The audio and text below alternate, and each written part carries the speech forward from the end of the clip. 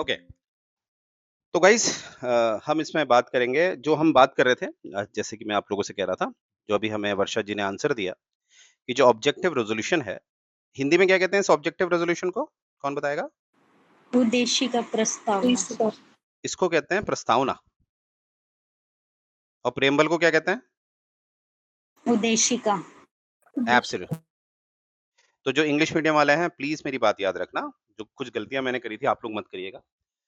तो objective resolution लाया गया था 13 दिसंबर 1946 को, राइट?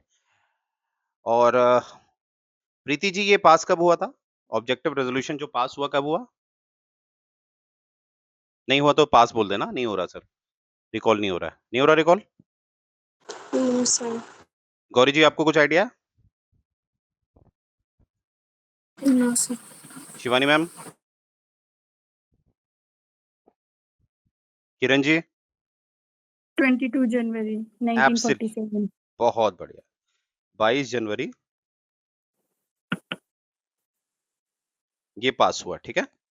और जानकर खुशी होगी आप लोग को कि ये पास बिल्कुल कंसेंसस से हुआ था, बिल्कुल सभी लोगों ने हाँ बोला था।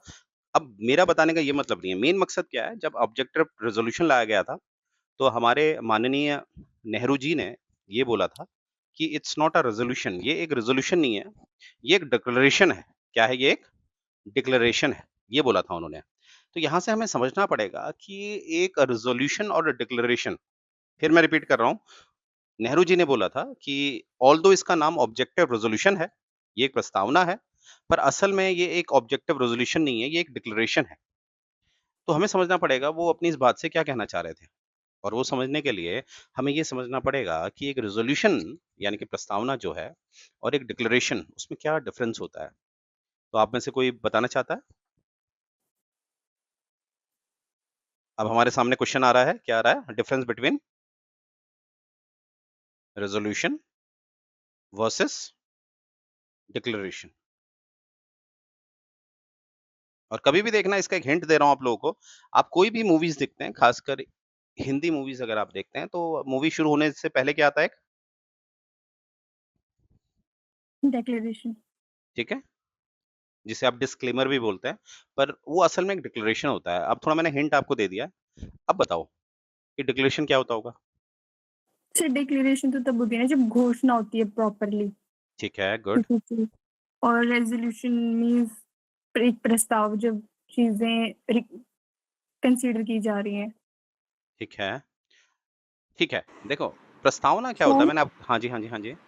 सर जैसे हम प्रस्तावना को तो हम ये रख सकते हैं ना, जैसे कि हम कोई भी बिल लेके आते हैं, तो हुँ, उसपे ना पूरा सहमत नहीं हो पाते, जब तक कोई भी कंसेंसस नहीं होता, ऑफिशियल वोट वगैरह नहीं होती, तो उसको हम रेज़ोल्यूशन में रख सकते हैं। और डिक्लेरेशन में जो जब कंसेंसस हो जाता है, सभी की सहमति होती है, तब उसको घोषणा की जाती है, तो उसको हम डिक्लेरेशन में रख सकते हैं। हाँ, बिल्कुल। देखो, बिल्कुल सही कहा आप वैसे जितने भी आप लोगों ने बोला है, ठीक ही बोला है, मैं गलत किसी को नहीं बोल सकता और वर्षा जी आपने भी बहुत बेहतर बोला है, नो डाउट। देखो, इसमें सिर्फ मैं ऐड ऑन कर रहा हूँ, देखो रिज़ॉल्यूशन में अगर आप ध्यान से देखेंगे, प्रस्तावना में मैंने आपको पहले भी बताया था, इसमें पॉसिबिलिटी है 3 सिचुएशंस की, अगर आप ध्यान से देखेंगे, इसमें जो पॉसिबिलिटी है, वो 3 सिचुएशंस की है। वो 3 सिचुएशन क्या है? यस, हाँ भी हो सकता है, नेक्स्ट ना भी हो सकता है और कहीं न कहीं वो इक्वल भी हो सकता है। समझ रहे हैं ना मेरी बात? मेजॉरिटी ने पास कर दिया प्रस्तावना, रिज़ॉल्यूशन तो वो ओके हो गया, यस। मेजॉरिटी ने उसे रिजेक्ट कर दिया, तो नो। और आधे हाँ हो गए, आधे ना हो गए, तो क्या हो जाता है? इक्वालिटी हो जाती है। और जब मैं आपको आगे पढ़ाऊँगा, जब मैं लोकसभा के स्पीकर के बारे में बताऊँगा, तो लोकसभा के स्पीकर के पास कौन-सा वोट होता है? Casting. Casting vote. Casting vote यहीं तो काम आता है। जब इक्वालिटी हो जाती है, तो यहाँ पर हमारे स्पीकर साहब जो हैं, वो क्या डालते हैं? Casting vote. तो रिज़ॉल्यूशन में 3 तरह की पॉसिबिलिटी है। अब एक बार मुझे बता दीजिए सभी लोग जो नए हैं, गौरी जी, आप लोग को समझ में आया रिज़ॉल्यूशन में क्या पॉसिबिलिटीज़ आ सकती हैं? Yes sir. अब डिक्लेरेशन क्या है? डिक्लेरेशन का मतलब होता है कि it is already decided and it is just a formality to share the knowledge with you guys. ये खाली एक दर्शाया जा रहा है कि आप लोगों की सहमति की ज़रूरत नहीं है, आप लोगों की सहमति की ज़रूरत नहीं है। ये घोषणा की जा रही है, यानी कि ऑलरेडी तय हो चुका है। बस ये आप लोग की नॉलेज के लिए आपसे शेयर किया जा रहा है। तो मेरी बात समझ में आ गई? इसीलिए तो हम पढ़ते हैं कि जो ऑब्जेक्टिव रेज़ोल्यूशन था वो एक मत से पास हुआ। तो एक मत से तो पास होना ही था क्योंकि असल में क्या था वो? It's not a resolution although उसका नाम क्या था? पर वो असल में क्या था? एक डिक्लेरेशन। तो डिक्लेरेशन का मतलब होता है कि वी आर नॉट आस्किंग कि आप वोट करो इसमें, इट इज़ ऑलरेडी डिसाइडेड। क्या मेरी बात समझ में आ गई? क्लियर है सबको?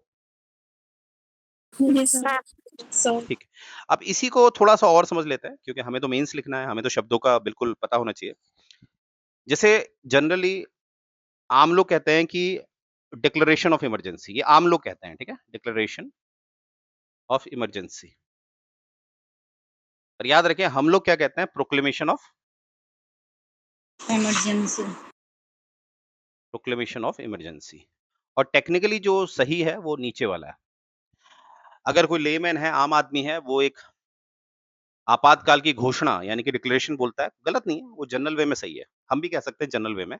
पर लिखते समय जब हम थ्योरी लिखेंगे, मेंस लिखेंगे, तो हम कभी भी डिक्लेरेशन नहीं लिखेंगे। हम घोषणा नहीं लिखेंगे, हम हमेशा क्या लिखेंगे? उद्घोषणा यानी कि प्रोक्लेमेशन। तो डिक्लेरेशन और प्रोक्लेमेशन में जो डिफरेंस होता है, वो सिंपल सी बात है।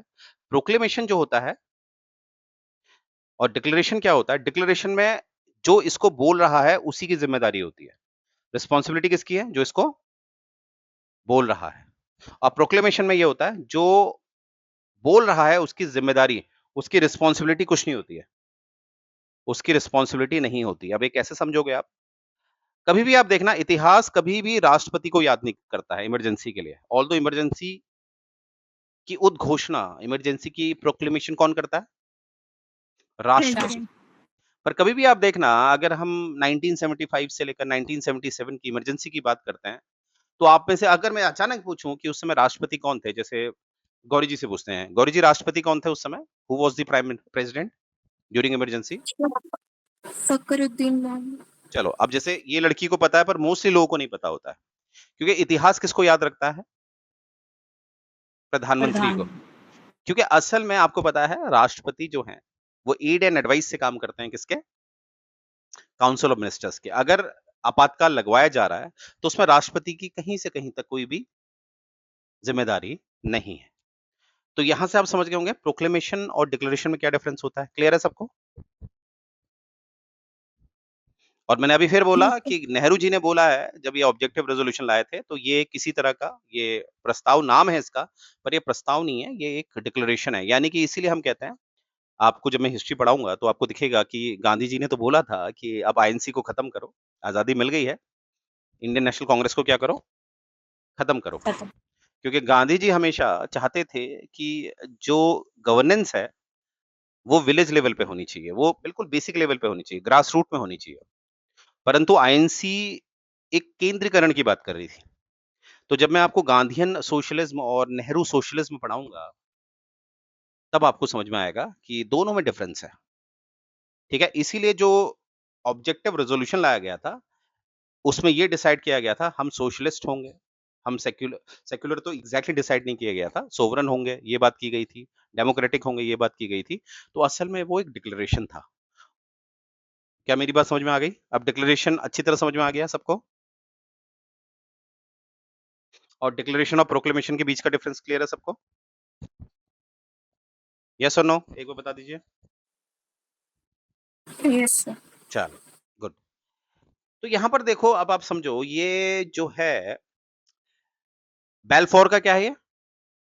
डिक्लेरेशन। यानी कि इसमें बताया जा रहा है भैया ऐसा है, ब्रिटेन कह रहा है कि ऐसा है, हम जो ज्यूइश हैं, जो यहूदी लोग हैं, उनको पैलेस्टीन में बसा रहे हैं। बसा रहे हैं, हम आपसे नहीं पूछ रहे, बसाना है या नहीं बसाना, दैट इज़ अ बेलफोर डिक्लेरेशन। क्या मैं समझा पाया? और जैसे ही इसको डिक्लेयर किया जाएगा तो टेंशन हो जाएगी, क्योंकि फैसला लिया जा चुका है। तो टेंशन किस-किस के बीच होने वाली है, आपको पता है किस-किस के बीच? यहूदियों, ज्यूइश और अरब के जो पैलेस्टीनियंस हैं, ठीक है? और इसके बाद एक कम्युनल वॉयलेंस होगा, ठीक है? तो ये स्लाइड मुझे उम्मीद है आप समझ गए होंगे। तो बाल्फोर डिक्लेरेशन अब आपको अच्छी तरह समझ में आ गया होगा। ड्यूरिंग फर्स्ट वर्ल्ड वॉर ही ये किया गया, ठीक है? क्योंकि हार किसकी हुई? ओटोमन्स की। अब यहाँ पर देखो सेकंड वर्ल्ड वॉर में क्या होता है? ज्यूस को और ज्यादा सपोर्ट मिलता है। देखो फर्स्ट वर्ल्ड वॉर के दौरान क्या सपोर्ट मिल रहा है? बाल्फोर डिक्लेरेशन, जो हमने पहले भी चर्चा करी थी। और सेकेंड वर्ल्ड वॉर में हॉलोकॉस्ट का तो नाम आपने सुना ही होगा। बाप रे, 60 लाख 60 लाख ज्यूस को मारा किसने? दुनिया का सबसे बड़ा तानाशाह कौन है? हिटलर। हिटलर, है ना, गैस चैम्बर में, आपको पता ही होगा। बच्चों को तक नहीं छोड़ा। ये रियल पिक्चर में आपको दिखा रहा हूँ, देखो इस तरह से ऐसे रहते ये लोग, ऐसे मारा गया था इनको, ठीक है। तो इसकी वजह से क्या हुआ, जब ये होलोकॉस्ट किया गया तो ऑब्वियसली वर्ल्ड वाइड कहीं ना कहीं एक सिंपैथी क्रिएट हुई टुवर्ड्स दी ज्यूस, और कहीं ना कहीं ज्यूस का अब जो माइग्रेशन बोलो या इमिग्रेशन बोलो पैलेस्टीन के हिसाब से, तो अब ये तो डन था, ठीक है, ये तो डन था। अगर ये माइग्रेशन डन हो गया है तो ऑब्वियसली अब क्लैश तो होनी ही है। किस किस के बीच क्लैश होगी? और आपको पता है 1945 में यूएन बन चुका है, तो यूएन में रेजोल्यूशन लाया गया और 181 लोगों ने इस बात में सहमति, यानी कि 181 देशों ने ये सहमति जताई है कि पैलेस्टीन का डिवीजन होगा। आप देख पा रहे होंगे सामने, एक बनेगा जूइश स्टेट, एक बनेगा अरब, और एक बनेगा जेरूसलम। किसके अंडर होगा? इंटरनेशनल कंट्रोल में होगा, क्योंकि जेरूसलम विवाद का हिस्सा बन गया था। और जो भी हिस्सा विवाद का हिस्सा बनता है, जो भी क्षेत्र एरिया विवाद का हिस्सा बनता है, तो इंटरनेशनल लेवल पे वो चला जाता है। जैसे इसका एग्जांपल है जम्मू एंड कश्मीर, जो पाकिस्तान ऑक्यूपाइड कश्मीर है, वो मुद्दा कहाँ चल रहा है हमारा? इंटरनेशनल लेवल पे, जिसे हम आईसीजे कहते हैं। आईसीजे का फुल फॉर्म क्या है? International court of justice. इसका हेडक्वार्टर कहाँ है? कौन बताएगा? आईसीजे का हेडक्वार्टर डच आए थे यहाँ से, हेग में नीदरलैंड। हेग, एब्सोल्युटली, ठीक है। मैं क्वेश्चंस इसलिए पूछ रहा हूँ जिससे कि मैं आप लोगों का रिवीजन भी करा सकूं, ठीक है। अब देखो यहाँ पर ऑब्वियसली आप मुझे बताओ, ये जो यूएन रेजोल्यूशन लाया गया, प्रस्ताव लाया गया, यूएन में देखो डिक्लेरेशन नहीं है। यूएन क्या? क्योंकि यूएन बना ही था सभी देशों की सहमति से, और यूएन में फिर सभी देशों की सहमति है और सभी देश सोवरन है, तो यहाँ पर किसी तरह का डिक्लेरेशन आ सकता है? बताइए। नहीं। ऐसा कोई संगठन, ऐसा कोई ऑर्गेनाइजेशन जो बनाया गया है आपसी सहमति से, और जितने भी मेंबर हैं वो अपने हिसाब से सोवरन हैं, तो ऐसे इंस्टीट्यूशन में या ऐसे संस्थान में, खासकर यूएन की मैं बात कर रहा हूँ, क्या वहां डिक्लेरेशन जैसी बात दिखेगी आपको या रेजोल्यूशन वाली बात दिखेगी? बताइए। रेजोल्यूशन। तो इसीलिए यहाँ पर क्या लिखा है? UN resolution. ठीक है, पकड़ना है, क्योंकि मेंस लिखना होता है, आपको पता होना चाहिए कहाँ पर डिक्लेरेशन आना चाहिए, कहीं पर रेजोल्यूशन। कहीं पर भूल जाते हो तो लॉजिकली सोचना होता है। तो यहाँ पर रेजोल्यूशन में कितने लोगों ने सपोर्ट किया? 181। वन। अब बताओ, इस फैसले से मैं एक तरफ रख रहा हूँ पैलेस्तीन वाले को, एक तरफ लग रहा हूँ यहूदी को, कौन खुश होगा और कौन दुखी होगा? ज्यूस खुश होंगे। ठीक है ना? एब्सोल्युटली। तो यहां पर देख लो, Jews accepted the plan but Arabs rejected. और अब क्या होने वाला है? जो कॉन्फ्लिक्ट पहले से चल रही थी बाल्फोर डिक्लेरेशन से, अब वो और ज्यादा क्या हो जाएगी? ज्यादा हो जाएगी, राइज कर जाएगी। और यहाँ पर ये देखिए, डेविड बेन गुरीन साहब जो हैं, ये देख रहे होगी, पिक्चर डाली है मैंने, ये डिक्लेयर कर रहे हैं कि भैया अब से, आज से, इस तारीख से 14 मई 1498 से क्या होने वाला है? 1948 से, सॉरी, क्या होने वाला है?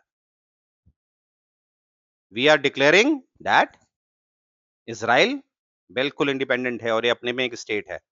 और उसी के अगले दिन यानी कि 15 मई को 5 अरब नेशंस, देखो अब यहां पर अरब कंट्रीज नहीं लिखा है, अरब तो खुद एक सिंगल कंट्री है, नेशंस लिखा है। नेशंस मतलब होता है फीलिंग, क्या होता है? फीलिंग। तो एक सी जैसी फीलिंग हमें कहां कहां दिखती है? इस माइग्रेशन से किस किस को गुस्सा आ रहा है देखो, और यहाँ पर लीड कर रहा है अरब, तो इसलिए यहाँ पर अरब नेशंस लिखा है। तो यहाँ पर देखो, इजिप्ट आ गया, जॉर्डन आ गया, सीरिया आ गया, इराक आ गया, लेबनन हो गया। तो ये देश मिलकर इवन अरब अटैक करेगा किस पे? इजराइल पे। मानते हैं ये बात?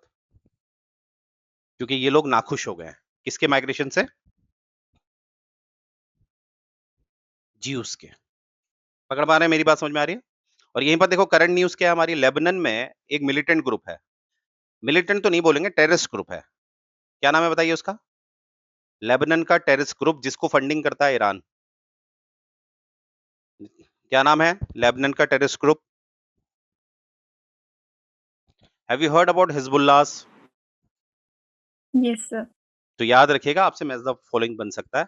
तो साइड में वैसे रिकॉर्डिंग तो हो रही है, फिर भी मैंने कहा कभी टेक्निकल इशू की वजह से हो जाता है, तो याद रखिएगा हिजबुल्लाह कहाँ पर है ये? लेबनान में, जो लेबनान, ज्यूज को, इजरायली को मारते हैं। और इनकी सारी फंडिंग कौन करता है? ईरान। ईरान। और आप लोग अगर न्यूज़ को फॉलो कर रहे हैं तो प्रे करिए कि न्यूक्लियर वेपन ना छोड़े जाएँ, क्योंकि स्थिति बड़ी खराब चल रही है, ठीक है? Let's see. आगे देखिए, फिर यहाँ पर जो लड़ाई हुई, इतने देश एक तरफ और इज़राइल, अब इज़राइल से पंगा लेना आसान थोड़ी ना है, तो जीता कौन? इज़राइल।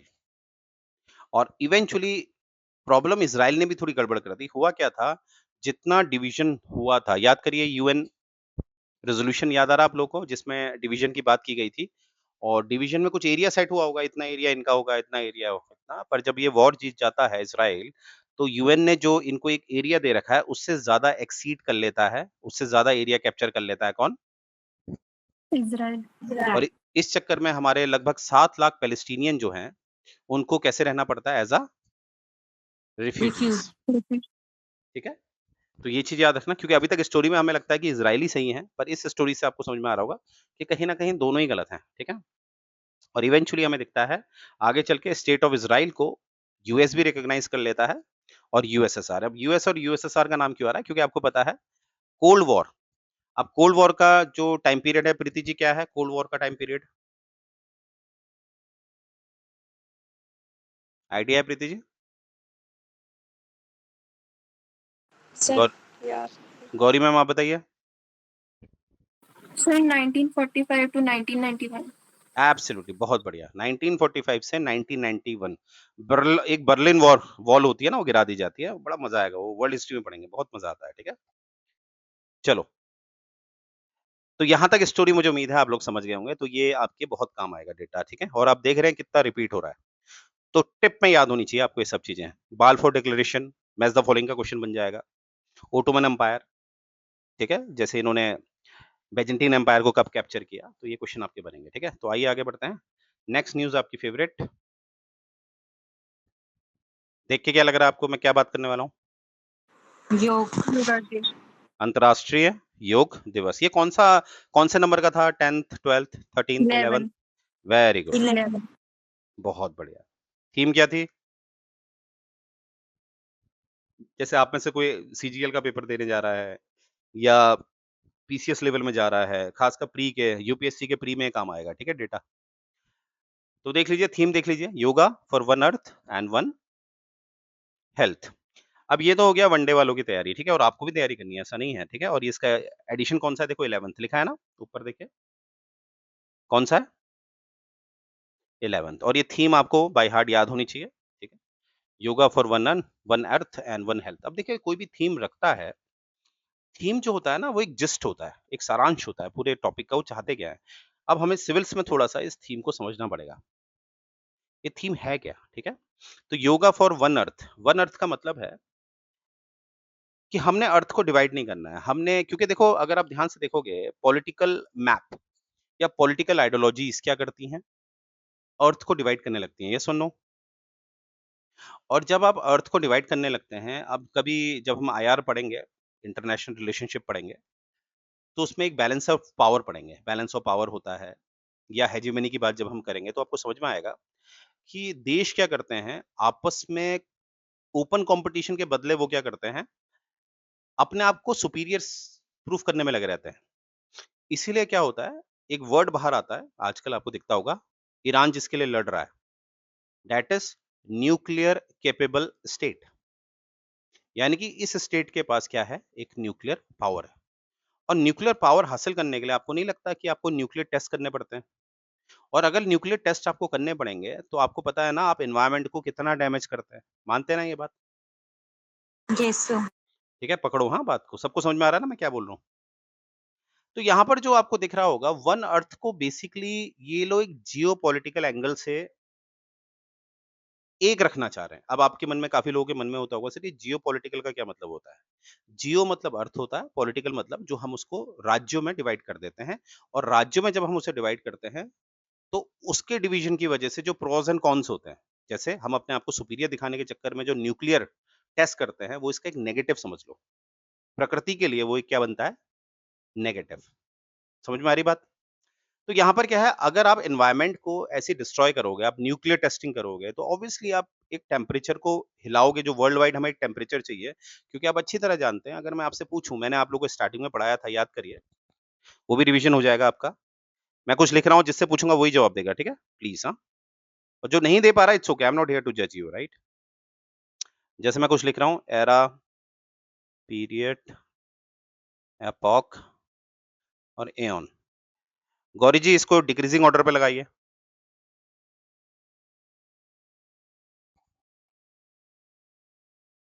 सो सबसे पहले एऑन आता है, हम्म, फिर era, then period, then epoch. Absolutely, ठीक है। तो आप सब लोग एग्री करते हैं इस बात से? बिल्कुल सही है, ठीक है।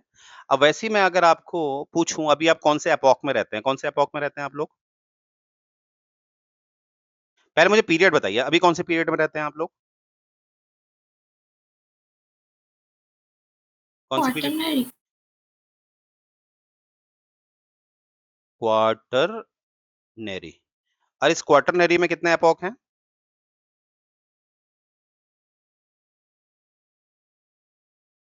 प्लीस्टोसीन और होलो। बोलो सी। होलोसीन।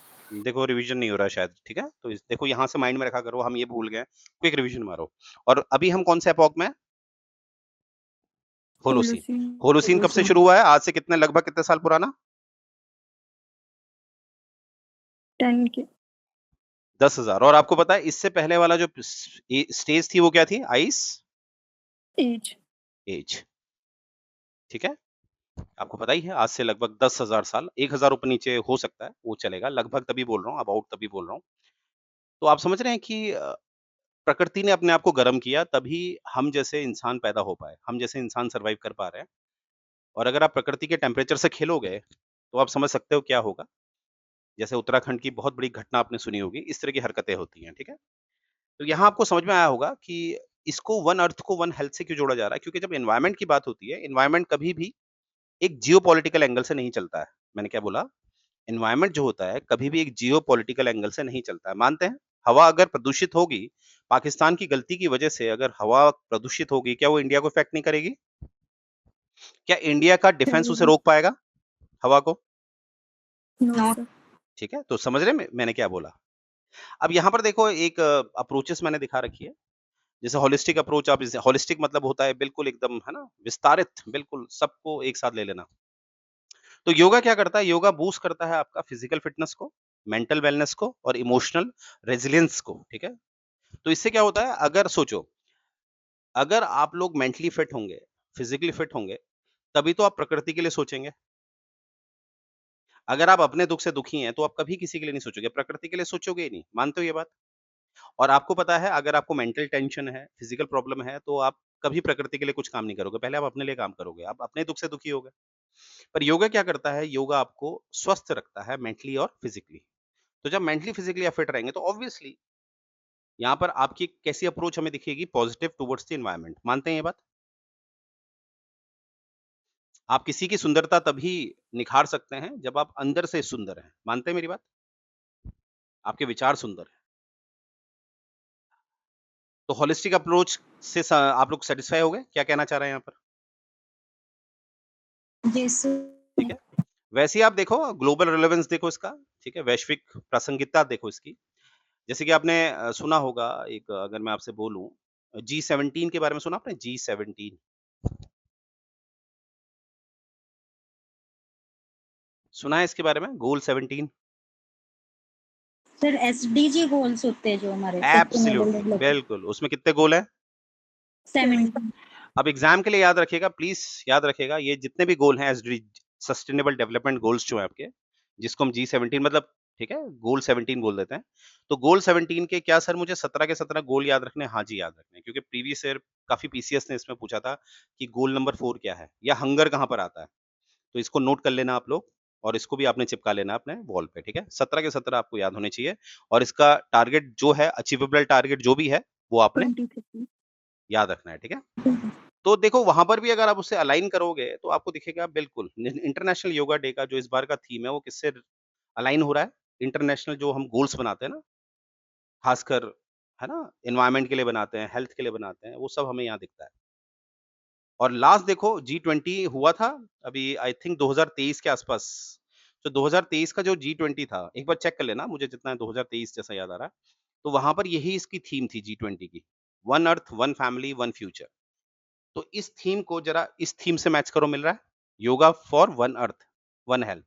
और यहाँ पर भी किसकी बात कर रहे हैं? One earth, one family, one, तो वन-वन दिख रहा है?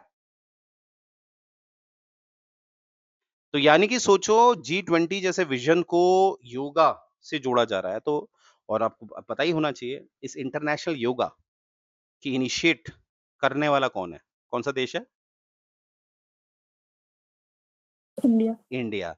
और योग का ऐतिहासिक संबंध किससे रहा है हमेशा? इंडिया। इंडिया। देख, तो समझ रहे हैं? कितनी बड़ी बात है। और ये कुछ समरी है इसकी, इस बार की आप देख लेना, ठीक है? अब ये समर सोल्स्टाइस और विंटर सोल्स्टाइस क्या होता है, कौन बताएगा? ये ज्योग्राफी का पार्ट है आपका। क्या होता है समर सोल्स्टाइस और विंटर